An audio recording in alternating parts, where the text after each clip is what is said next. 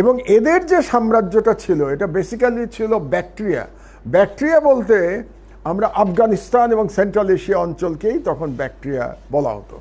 তার মানে আমি বারে বারে যে আফগানিস্তানের কথা আপনাদেরকে বলছি এই কারণে যে আফগানিস্তান এই সাউথ এশিয়ার পলিটিক্যাল হিস্ট্রিতে একেবারে অঙ্গাঙ্গিভাবে জড়িয়ে আছে। এবং আফগানিস্তান থেকে এই ইন্ডিয়া আমরা যেটাকে বলি সেখান থেকে বিভিন্ন সময় সুলতান, সম্রাট, রাজারা এখানে এসে তাদের সাম্রাজ্য বিস্তার করেছেন। তো এই পর্যন্ত হলো আপনাদের সেন্ট্রাল এশিয়া থেকে আগত মানুষদের গল্প। তার কিছুদিন পরে ইসলাম আসলো এবং ইসলামের যিনি প্রথম আরবের থেকে এসে এখানে সাম্রাজ্য বিস্তার করলেন তার নাম মোহাম্মদ বিন কাসেম, আপনারা জানেন সবাই। এবং তখন খলিফা ওয়ালিদ ছিলেন তখন উমাইয়া খলিফা, এবং তার গভর্নর ছিলেন হাজ্জাজ ইবনে ইউসুফ। হাজ্জাজ ইবনে ইউসুফের মেয়ের জামাই ছিলেন মোহাম্মদ বিন কাসেম। তিনি 713 খ্রিস্টাব্দে তিনি রাজা দাহিরকে পরাজিত করেন। রাজা দাহিরকে পরাজিত করে সিন্ধে প্রথম রাষ্ট্র বা তার গঠন করেন, তার সাম্রাজ্য গঠন করেন।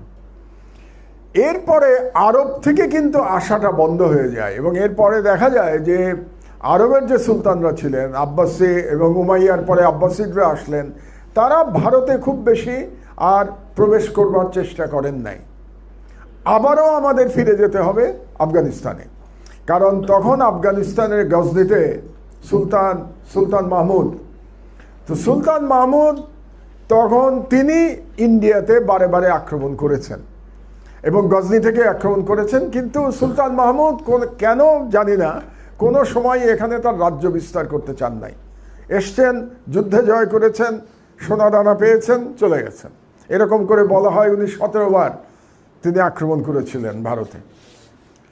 প্রথম যে মুসলিম সুলতান সাম্রাজ্য বিস্তার করলো এবং এটা দখলে নিল ভারতীয় অঞ্চল, তার নাম শিহাবুদ্দিন ঘুরি।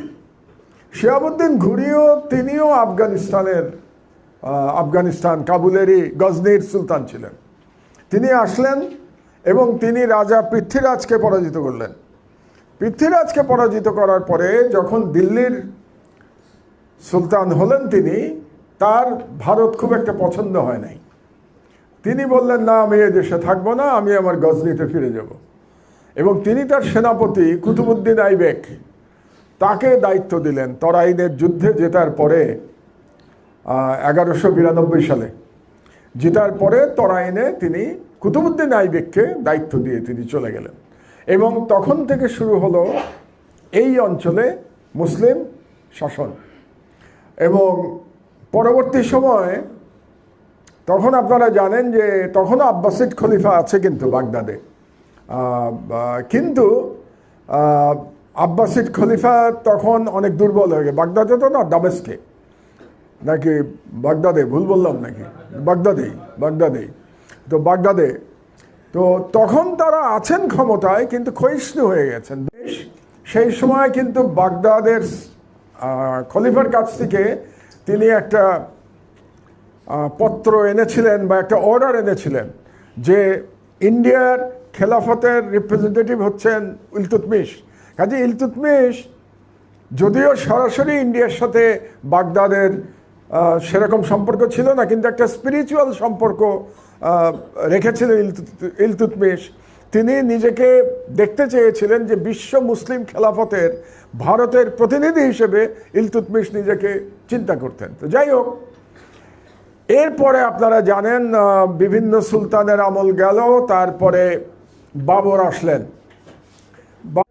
তুর্কি বংশোদ্ভূত কিন্তু উজবেক এবং তুর্কির ব্লাড তার মধ্যে ছিল। তিনি তিমুরের বংশধরও ছিলেন। আপনারা জানেন Timur is the national hero of Uzbekistan. কাজে তার মধ্যে তুর্কি এবং উজবেক রক্ত প্রবাহিত ছিল এবং তারপরে তিনি মোগল সাম্রাজ্য প্রতিষ্ঠা করেন। বাবরের নামটা খুব ইন্টারেস্টিং। আপনি দেখবেন যে ভারতে এখন যে ভারতীয় যে ন্যারেটিভ, সেখানে তারা বাবরকে বলতে চায় যে বাবর বিদেশি ছিলেন, তিনি বিদেশ থেকে এসে তাকে মানে না, ইন্ডিয়ান হিসাবে বাবরকে মানে না।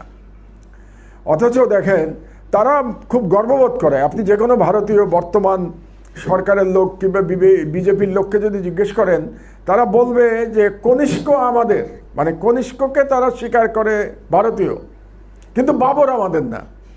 কিন্তু দুজন একই জায়গার লোক, দুজন একই জায়গার লোক, বাবর এবং কনিষ্ক একই জায়গার লোক। বাবরও সেন্ট্রাল এশিয়া থেকে এসেছিলেন, কনিষ্কও সেন্ট্রাল এশিয়া থেকে এসেছিলেন। মানে এখানেই হচ্ছে ওদের যে ইসলামোফোবিয়া। বাবর ইন্ডিয়ান না এই কারণে যে বাবর মুসলমান ছিলেন, এই জন্যে হিন্দু ন্যারেটিভে বাবর ভারতীয় না। কিন্তু কনিষ্ক হিন্দু ছিল না, কনিষ্ক বৌদ্ধ ছিলেন, কিন্তু তবু বৌদ্ধ ছিলেন এই জন্যে কনিষ্ক ভারতীয়। এবং কনিষ্ককে তারা খুব গর্ববোধ করে যে তিনি একটি সাকসেসফুল রাজা ছিলেন, সম্রাট ছিলেন, সম্রাট কনিষ্ক। তো বাবরের পরে অ্যাকচুয়ালি মোগল আমলেই এই যে পুরো ইন্ডিয়াটাকে আপনারা দেখতে পান, এটাকে একটা পলিটিক্যাল ইউনিটে যে পরিবর্তন বা এটাকে সাজানো, এই কাজটা সর্বপ্রথম করেছিল কিন্তু মোগল এম্পায়ার। এবং আপনি মোগল এম্পায়ার সব থেকে মানে বিশাল জায়গা নিয়েছিল আওরঙ্গজেবের সময়। এবং আপনারা শুনলে অবাক হয়ে যাবেন যে আওরঙ্গজেবের সময় মোগল এম্পায়ারের যে ব্যাপ্তি ছিল সেটা 4 মিলিয়ন কিলোমিটার। তার মানে পুরো দক্ষিণ এশিয়া 5.2 মিলিয়ন, আর মোগল ছিল 4 মিলিয়ন। তার মানে মোগল সাম্রাজ্য প্রায় পুরো দক্ষিণ এশিয়ার 80% ছিল মোগল এম্পায়ার, একটা এম্পায়ারের অধীনে। এত বড় এম্পায়ার ছিল মোগল এম্পায়ার। এবং আওরঙ্গজেবের সময় সারা পৃথিবীর যত জিডিপি ছিল, পৃথিবীর জিডিপি, তার 24% জিডিপি প্রোডাকশন হতো ইন্ডিয়াতে। তাহলে কতটা, আজকে আমেরিকাকে আমরা বলি না সবচেয়ে বড় লোক এবং পাওয়ারফুল রাষ্ট্র, আমেরিকার জিডিপি 26-27% এখন ওয়ার্ল্ডের। তার মানে আমেরিকার থেকে মোগল ইন্ডিয়া কোনো অংশে কম ছিল না। মোগল ইন্ডিয়াতেও জিডিপি 24% প্রোডাকশন হতো। আর সাইজ তো বললামই, 4 মিলিয়ন স্কোয়ার কিলোমিটার, এত বড় মোগল সাম্রাজ্য। তো এই মোগল সাম্রাজ্য যেটা প্রতিষ্ঠা করে গেছিল, এর উপর দাঁড়িয়েই ব্রিটিশরা, এখন আমি কলোনিয়াল পিরিয়ডে আসবো, আমি একটু সময় নিয়ে নিলাম আপনাদেরকে একটু বোঝানোর জন্য, যে সাউথ এশিয়ার চিত্রটা বোঝানোর জন্য। এর উপরে দাঁড়িয়েই ব্রিটিশরা ঔপনিবেশিক আমলে ব্রিটিশ ইন্ডিয়া তৈরি করেছিলেন, এই স্ট্রাকচার তৈরি করেছিলেন। এবং এই স্ট্রাকচার তৈরি শুরু হয়েছিল বেঙ্গল থেকে। এটা আপনারা সবাই জানেন, 1757 সালে যখন সিরাজউদ্দৌলা হেরে গেলেন, তখন এটা ব্রিটিশরা প্রথম ভারতে পাড়া দিতে পারলো, এখানে মানে পলিটিক্যাল পাওয়ার পেল। কিন্তু তারা এসছিল কবে এটা একটু জানা দরকার আপনাদের। ইস্ট ইন্ডিয়া কোম্পানি সর্বপ্রথম এসছিল 1609 খ্রিস্টাব্দে। তখন সম্রাট ছিলেন জাহাঙ্গীর, এবং তারা জাহাঙ্গীরের কাছে এসে তারা ব্যবসা করার অনুমতি চেয়েছিল এবং ব্যবসার অনুমতি পেয়েছিল। এবং তারা প্রথম যে দুটো তাদের কোম্পানি যে ফ্যাক্টরি তৈরি করে, সেটার একটা ছিল উড়িষ্যাতে আর একটা ছিল সুরাতে। তার মানে একটা সাউথে আর একটা হলো আমাদের ইস্টের কাছাকাছি।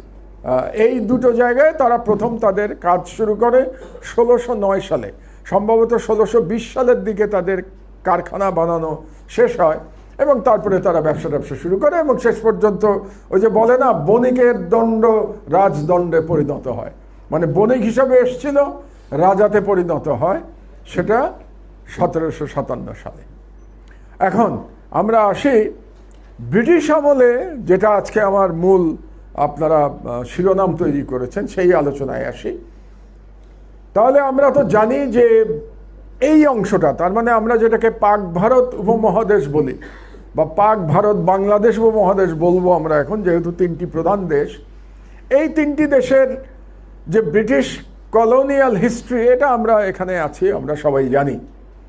কিন্তু আপনাদের আজকে আমি যেটা বিশেষভাবে বলবো, সেটা দক্ষিণ এশিয়ার অন্য রাষ্ট্রগুলোর সাথে ব্রিটিশ কলোনিয়াল সিস্টেম বা ইম্পেরিয়াল পাওয়ারের কি রিলেশনশিপ ছিল, এটা আমি আপনাদেরকে পুরোটা ব্যাখ্যা করব, পুরো দক্ষিণ এশিয়া নিয়ে।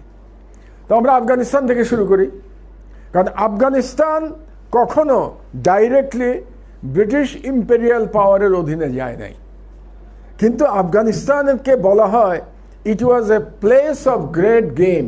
গ্রেট গেম, এটা আপনি সার্চ দিলে দেখবেন পলিটিক্যাল সায়েন্সে, হিস্ট্রিতে গ্রেট গেম নিয়ে অনেক আলোচনা আছে। এটা গ্রেট গেম মানে হলো সোজা বাংলায়, যখন গ্রেট পাওয়াররা তাদের জিওপলিটিক্যাল আধিপত্য এস্টাবলিশ করবার জন্য যে লড়াইটা করে সেটাকেই গ্রেট গেম বলা হয়। যেমন ধরেন এখন যদি চায়না এবং আমেরিকার সাথে একটা লড়াই চলে কোনো একটা জায়গা নিয়ে, that will be considered as a great game. সেই মুহূর্তে মানে 19 শতকে কিংবা 18 শতকে গ্রেট গেম চলছিল রাশিয়া এবং ব্রিটেনের মধ্যে, এবং সেটা চলছিল আফগানিস্তান নিয়ে, কারণ আফগানিস্তানের পাশেই রাশিয়া, কাজে তার নেইবারিং কান্ট্রি, আর ব্রিটিশ রাজদণ্ড, ব্রিটিশরা তো বিশাল তাদের কলোনিয়াল পাওয়ার ছিল। তো গ্রেট গেমের কারণে আফগানিস্তানে ব্রিটিশরা 3 বার যুদ্ধ করেছিল। একবার যুদ্ধ করেছে 1840 সালে, আর একবার করেছে 1875 সালের দিকে, আর সর্বশেষ 1919-1920, তার মানে যখন প্রথম বিশ্বযুদ্ধ চলছে। প্রথমবার যুদ্ধে আপনাদের একটা গল্প আপনারা অনেকেই পড়েছেন নিশ্চয়ই। প্রথমবার যুদ্ধ প্রায় 3 বছর স্থায়ী হয়, এবং শেষ পর্যন্ত সেই যুদ্ধে ব্রিটিশদের ভয়ানক পরাজয় ঘটে, এবং ব্রিটিশ যে বাহিনী কাবুল দখল করতে গেছিল, এবং তারা গেছিল কিন্তু ইন্ডিয়া থেকেই, কারণ পার্শ্ববর্তী জায়গা, সম্ভবত পাঞ্জাব থেকে তারা মার্চ করেছিল, সেই বাহিনীর প্রত্যেকে নিহত হয়েছিল। পুরো বাহিনী ওয়াজ ওয়াইপড আউট। এটা নিয়ে একটা গল্প প্রচলিত আছে যে আফগানরা শুধু একজন ব্রিটিশকে নাকি ছেড়ে দিয়েছিল, বলেছিল তুমি ফিরে গিয়ে তোমাদের এই পরাজয়ের গল্পটা বলবা, এই জন্য তোমাদের একজনকে আমরা ছেড়ে দিলাম। তো সেই এক ব্যক্তি নাকি ফিরে এসেছিলেন এবং এসে বলেছিলেন তাদের পরাজয়ের গল্প। তো যারা বিশ্ব ইতিহাস নিয়ে লেখালেখি করেন তারা বলেছেন যে দ্বিতীয় বিশ্বযুদ্ধে সিঙ্গাপুরে যে পরাজয় হয়েছিল ব্রিটেনের জাপানের কাছে, সেই মাত্রার পরাজয় ছিল 1842 সালে কাবুলে তাদের। মানে এটা এমনই ইম্প্যাক্টফুল ডিফিট ছিল ব্রিটিশ এম্পায়ারের জন্য। তো যাই হোক, তো প্রথম যুদ্ধে পরাজিত হলো ব্রিটিশরা, বাট এই পরাজয় তারা সহজে মেনে নেয় নাই। এই জন্য 1875 সালে আবার তারা যুদ্ধ করে শুরু করে, এবং দ্বিতীয়বার তারা যুদ্ধে জয়লাভ করলেও তারা নিজেরা আফগানিস্তানকে ব্রিটিশ কলোনিয়াল রুলের নিচে নেয় নাই, না নিয়ে করেছিল সেখানে একজন তাদের সমর্থক একজনকে রাজা বানিয়ে বসিয়ে দিয়েছিল।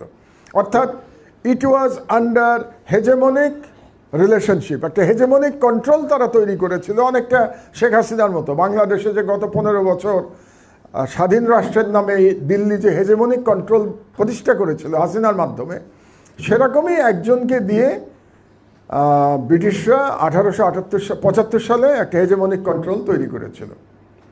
1920 সালের তৃতীয় যুদ্ধে আফগানরা আবার আপার হ্যান্ড লাভ করে, এবং তখন যেহেতু ব্রিটেন খুব ব্যস্ত প্রথম বিশ্বযুদ্ধকালে, তারা এই যুদ্ধ চালাতে আর সম্মত হয় নাই, বা তারা মনে করেছে যে আফগানিস্তানের যুদ্ধ তাদের পক্ষে যাবে না।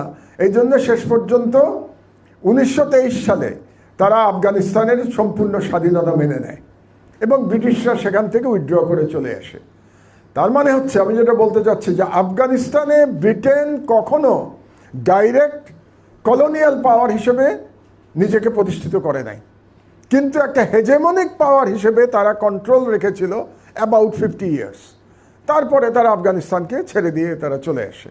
এই হচ্ছে আফগানিস্তানের সাথে ব্রিটিশ কলোনিয়াল পাওয়ারের সম্পর্ক।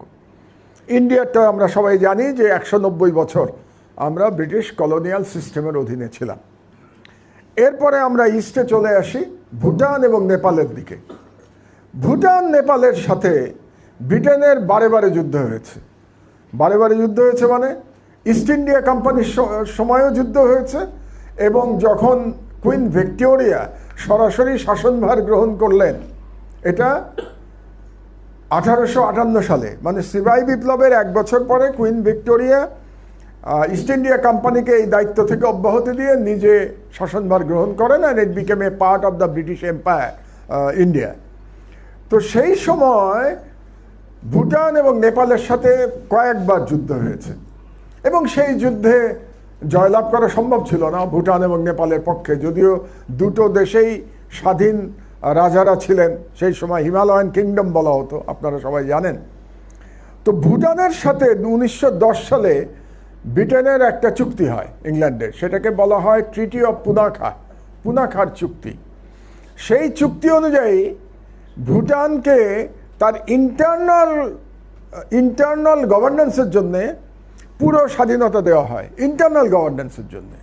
কিন্তু এক্সটার্নাল গভর্নেন্স বা পররাষ্ট্র নীতির ক্ষেত্রে এটাকে ব্রিটেনের কন্ট্রোলে নিয়ে নেওয়া হয়। তার মানে ভুটানের এই অধিকার ছিল না যে তারা কোনো বহির্বিশ্বের সাথে সম্পর্ক স্থাপন করতে পারবে, এটা ব্রিটেনের দেখার ব্যাপার। সেই সাথে ভুটানের কোনো মিলিটারির এই ক্ষমতা ছিল না যে তারা মিলিটারি তৈরি করবে নিজেদেরকে প্রতিরক্ষার জন্যে। তারা পুলিশ রাখতে পারবে কিন্তু আর্মি রাখতে পারবে না, সেই দায়িত্ব ছিল ব্রিটেনের। এবং ইন্টারনাল গভর্নেন্স ছিল ভুটানের রাজার দায়িত্বে। তার মানে এক ধরনের দ্য ক্লাসিক্যাল হেজেমনিক রিলেশনশিপ একটা তৈরি করেছিল। আপনাদের নিশ্চয়ই মনে আছে গত ক্লাসে আমি আপনাদেরকে হেজেমনির ব্যাখ্যা দিয়েছিলাম, তাত্ত্বিক ব্যাখ্যাগুলো আমি দিয়ে গেছিলাম গত ক্লাসে।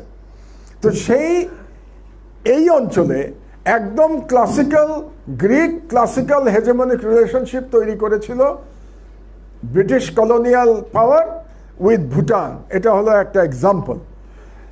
দুর্ভাগ্যের বিষয় হলো কি জানেন, যে 1947-এর পরে যখন চলে গেল ব্রিটিশরা এখান থেকে এবং তারপরে ভারত স্বাধীন হলো, আমরা স্বাধীন হলাম, মানে তবে পাকিস্তান হলো এবং অন্যান্য দেশ স্বাধীন হলো, ভারত ভুটানের সাথে সেই আগের সম্পর্কই বজায় রেখেছে।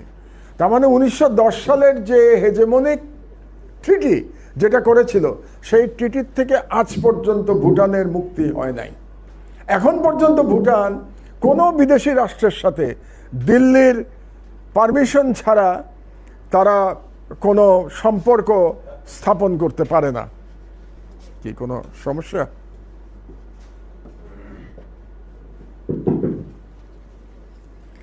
এখন পর্যন্ত বিদেশি রাষ্ট্রের সাথে সম্পর্ক স্থাপন করতে পারে না। আপনারা সবাই হয়তো জানেন না যে ইউএনের যে 5টা পার্মানেন্ট রাষ্ট্র আছে সিকিউরিটি কাউন্সিলের, সেই 5টা রাষ্ট্রের কারো সঙ্গে ভুটানের কোনো বাইলেটারাল সম্পর্ক নাই, অফিসিয়াল সম্পর্ক নাই, কারণ দিল্লি আজ পর্যন্ত এটা করতে দেয় নাই। এবং দিল্লি না করতে দেওয়ার কারণ হচ্ছে যে 5টা যে পাওয়ার যারা ভিটো দেয় সিকিউরিটি কাউন্সিলে, তার মধ্যে চীন একটা, তারা অ্যাকচুয়ালি চায় যে চীনের সাথে যেন কোনো বাইলেটারাল সম্পর্ক ভুটানের না হয়। এবং এইটার কারণে দিল্লি 5 দেশের কারোর সাথেই ভুটানের কোনো বাইলেটারাল রিলেশনশিপ হতে দেয় নাই। অর্থাৎ ব্রিটিশরা যে চুক্তি দিয়ে ভুটানকে কন্ট্রোল করেছিল, ভুটানকে করায়ত্ত করেছিল, আধিপত্য বিস্তার করেছিল, সেই চুক্তি এখনও বলবৎ আছে। সেই চুক্তি থেকে ভুটানদের এখনও মুক্ত হয়নি। সেই অর্থে আমরা ভুটানকে পুরোপুরি স্বাধীন দেশ বলবো কিনা এটা নিয়ে বিতর্ক হতে পারে। এর পাশে নেপালের ক্ষেত্রে ব্রিটিশরা কিন্তু এটাকে ব্রিটিশ কলোনিয়াল সিস্টেমের অন্তর্ভুক্ত না করেও ইনডাইরেক্টলি এটাকে ব্রিটিশ কলোনির মধ্যে নিয়েছিল। কারণ সেখানে যুদ্ধে জেতার পরে ইস্ট ইন্ডিয়া কোম্পানি একজন ব্রিটিশ গভর্নরকে, তারা গভর্নর বলতো না, এটাকে বলতো রেসিডেন্ট, একটা শব্দ, পলিটিক্যাল শব্দ রেসিডেন্ট, একজন রেসিডেন্ট বসে থাকতো কাঠমান্ডুতে। তার মানে ব্রিটেন ইস্ট ইন্ডিয়া কোম্পানির একটা অফিস কাঠমান্ডুতে থাকতো, পলিটিক্যাল অফিস, এবং সেই রেসিডেন্ট কাজকর্ম দেখাশোনা করতো বা অ্যাডভাইস করতো। দেখাশোনা করবে হয়তো বলা যাবে না, অ্যাডভাইস করতো। So Nepal was sort of under semi-colonial occupation of England or British during the colonial period. Semi-colonial occupation, পুরোপুরি অকুপেশন না, যেহেতু ইস্ট ইন্ডিয়া কোম্পানি কোনো সেনাবাহিনী রাখে নাই।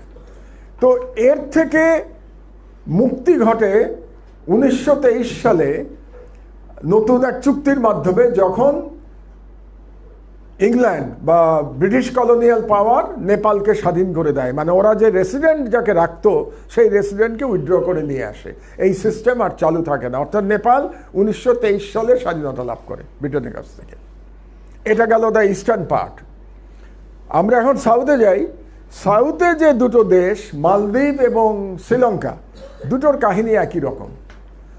দুটো দেশেই দীর্ঘ কলোনিয়াল তাদের শাসন ভোগ করতে হয়েছে, এবং সেই শাসন শুরু হয়েছে 1500 সাল থেকে। 1500 সাল থেকে প্রথমে যে কলোনিয়াল পাওয়ার তাদেরকে 150 বছর শাসন করেছে, দুটো দেশকেই, মানে পাশাপাশি দেশ দুটোই ভারত মহাসাগরে, আপনারা জানেন, শ্রীলঙ্কা এবং মালদ্বীপ। 1500 থেকে 1650 পর্যন্ত এটা পর্তুগিজদের অধীনে ছিল, পর্তুগিজ কলোনি ছিল ফর 150 ইয়ার্স রাফলি। এক্সাক্ট বছর আমি বলছি না, আমি রাফলি বলছি 1500 থেকে 1650। 1650 থেকে 1800 সাল পর্যন্ত পরবর্তী 150 বছর এটা ডাচদের অধীনে ছিল। ডাচ মানে তো আপনারা জানেন নেদারল্যান্ড, নেদারল্যান্ডকে আমরা ডাচ বলি। নেদারল্যান্ডও কিন্তু দেশটা ছোট হলেও একসময় ইট was A quite powerful colonial পাওয়ার এক সময়। তো ডাচদের অধীনে ছিল 150 বছর। 1800 সালের পর থেকে এটা ব্রিটিশদের অধীনে যায়, এবং স্বাধীনতা লাভ পর্যন্ত এটা ব্রিটিশ কলোনিয়াল পাওয়ারের অধীনেই ছিল। এবং এর মধ্যে 1948 সালে শ্রীলঙ্কা স্বাধীনতা লাভ করে, আর মালদ্বীপ স্বাধীনতা লাভ করে সত্যিকার অর্থে 1965 সালে। সেই হিসেবে দক্ষিণ এশিয়াতে মালদ্বীপ সর্বশেষ দেশ যেটা স্বাধীনতা লাভ করেছে। অবশ্য আমরা 1971 স্বাধীনতা লাভ করেছি, কিন্তু আমাদের সিচুয়েশন ইজ ডিফারেন্ট। আমাদের তো পাকিস্তানের মধ্যে অভ্যন্তরীণ লড়াই ছিল, আর মালদ্বীপের ক্ষেত্রে এটা ব্রিটিশ কলোনিয়াল সিস্টেমের মধ্যে ছিল, যেটা 1965-এ তারা ব্রিটিশরা উইথড্র করে চলে যায়। আরেকটি দেশের কথা আমাদেরকে বলতে হবে যদি আমরা এই অঞ্চলের আলোচনা করি, যেটা দক্ষিণ এশিয়ার মধ্যে না, কিন্তু দক্ষিণ এশিয়ার প্রতিবেশী, মিয়ানমার। কারণ মিয়ানমার দীর্ঘ সময় ব্রিটিশ কলোনির মধ্যে ছিল, এবং মিয়ানমার ব্রিটিশ কলোনিতে প্রায় 150 বছর, 1800 সালের প্রথম থেকেই এবং একেবারে 1948 পর্যন্ত এটা ব্রিটিশ কলোনির অধীনে ছিল। এবং সেই সময় কিছুদিনের জন্যে এটা আবার জাপানিদের অধীনে গেছিল সেকেন্ড ওয়ার্ল্ড ওয়ারের সময়, যখন জাপানিরা ব্রিটিশদের পরাজিত করে।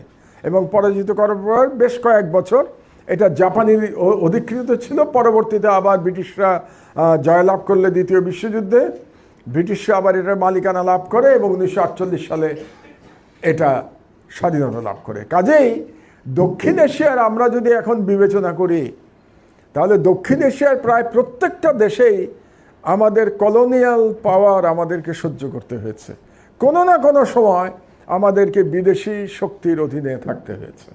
এটাই হচ্ছে দক্ষিণ এশিয়ার ইতিহাসের একটা কমন গ্রাউন্ড। কোনো কোনো দেশে হয়তো সরাসরি তারা যায় নাই, মানে ফর্মাল অ্যাকুইজিশন হয় নাই, যেমন আফগানিস্তানের ক্ষেত্রে আমি বললাম ফর্মাল অ্যাকুইজিশন হয় নাই, নেপালের ক্ষেত্রে ফর্মাল অ্যাকুইজিশন হয় নাই, ভুটানের ফর্মাল অ্যাকুইজিশন হয় নাই, কিন্তু হেজেমনিক সিস্টেমের মধ্যে তাদেরকে যেতে হয়েছে। আর একটা ছোট্ট জায়গার কথা বলে আমি আপনাদের এই আলোচনা শেষ করব, সেটা হলো আন্দামান এবং নিকোবর। আন্দামান নিকোবরটা কি আপনারা হয়তো অনেকে জানেন, অনেকে জানেন না। আন্দামান নিকোবর হচ্ছে আইল্যান্ড, এবং আমাদের কাছে, কিন্তু এটা ভারতের অংশ, অথচ ভারতের মেইনল্যান্ড থেকে অনেক দূরে। তাহলে আন্দামান নিকোবর কি করে ভারতের অংশ হলো? এটা মানুষের মাথায় আসার কথা। এটাও খুব ইন্টারেস্টিং স্টোরি।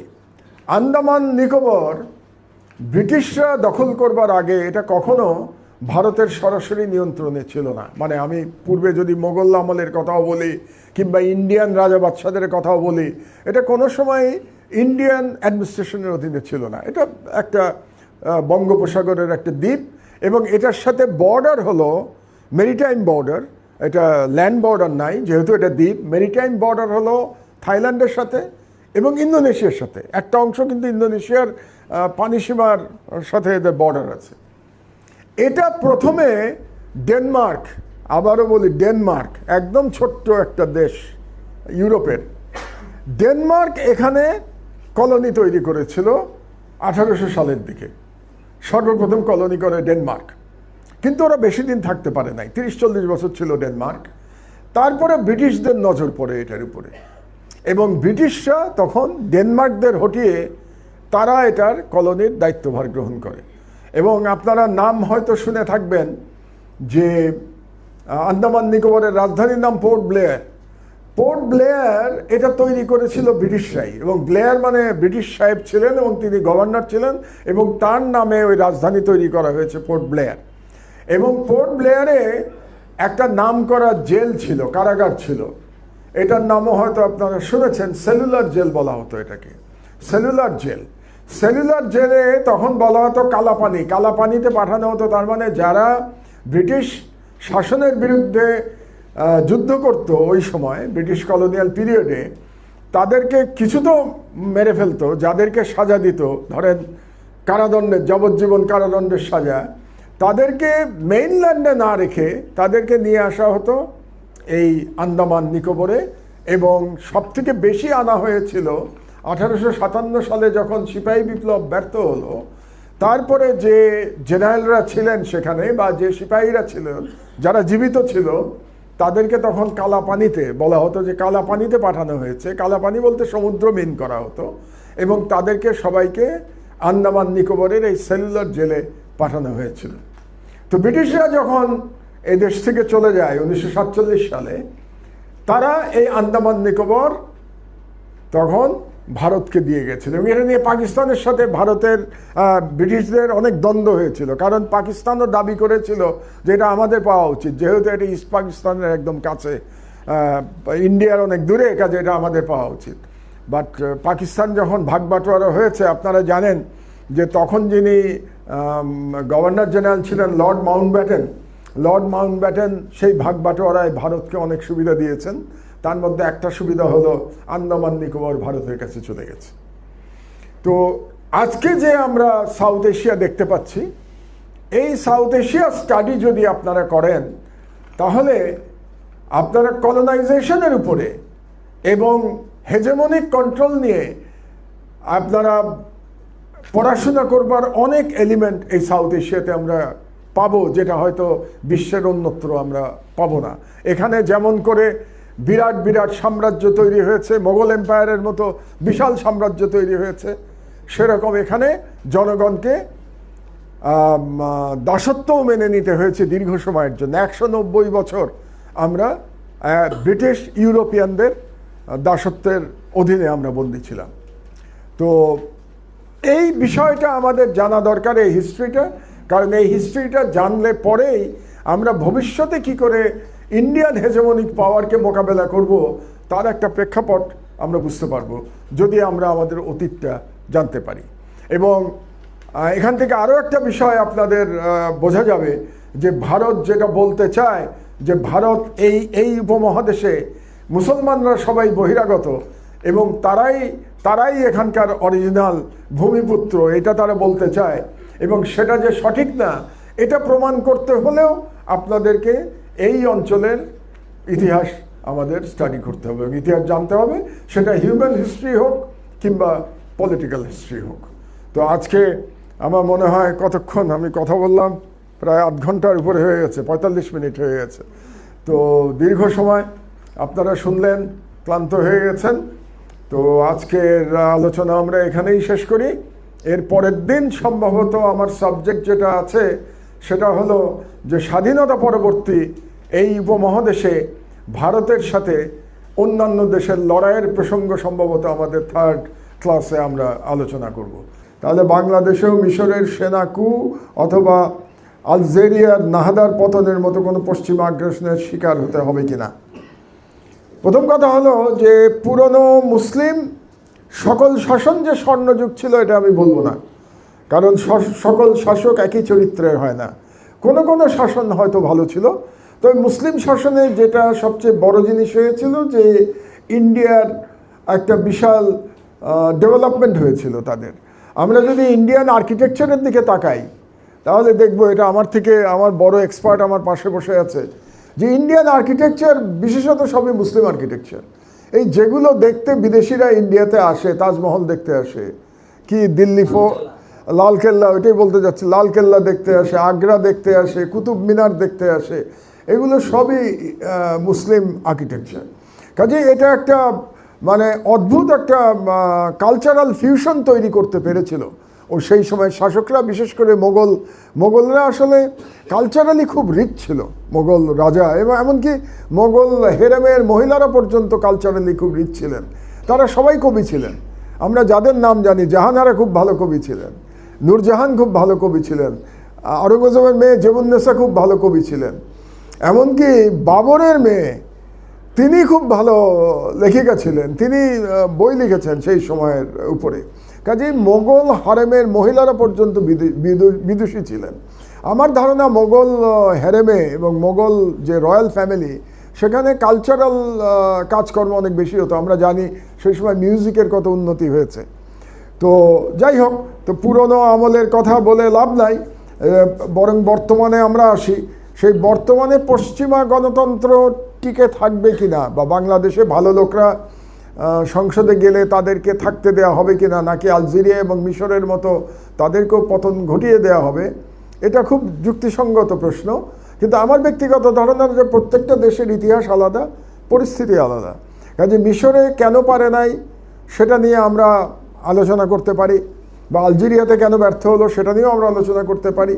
আমার মনে হয় মিশরেরটা বেশি প্রাসঙ্গিক আমাদের জন্যে, এবং মিশরের মুরসি যে টিকতে পারলো না, এটা থেকে নিশ্চয়ই আমরা শিক্ষা গ্রহণ করেছি। মুরসি যেগুলো হয়তো পারেন নাই, তার কাছ থেকে শিক্ষা নিয়ে আমরা সাকসেসফুল হব, এক। আর দুই হচ্ছে যে পৃথিবীতে জিওপলিটিক্যাল সিচুয়েশন সর্বদা চলমান, পরিবর্তনশীল।